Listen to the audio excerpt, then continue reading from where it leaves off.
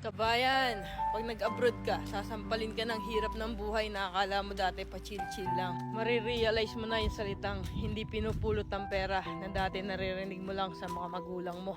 Marirealize mo na wala kang dapat pagkatiwalaan dito, kundi sarili mo. Marirealize mo na ang 5 oras na tulog ay sapat na para may paglaban ng isang araw na pagtatrabaho. At matututo kang pahalaga ng bawat sentimong sinasahod mo.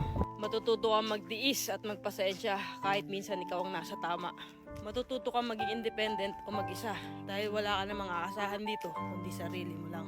Matututo ka rin ditong lumaban kahit ayaw mo na at hindi mo na kaya pero wala ka pa rin choice. Wala kang choice kundi kayanin na lang. Marirealize mo na hindi pala totoo yung sinasabi nila na masarap ang buhay dito sa abroad. Kasi pag nandito ka na, masasabi mo na lang talaga sa sarili mo na ang hirap pala. At totoo din yung sinasabi nilang lahat na nasa abroad ang pera pero wala dito ang saya. Kaya sa mga nagbabalak mag-abroad dyan, patibayan ng loob dito at bawal ang mahina, bawal ang sumuko. Kasi dito mo mararanasan ang realidad ng buhay kung saan patatagan ng loob ang labanan.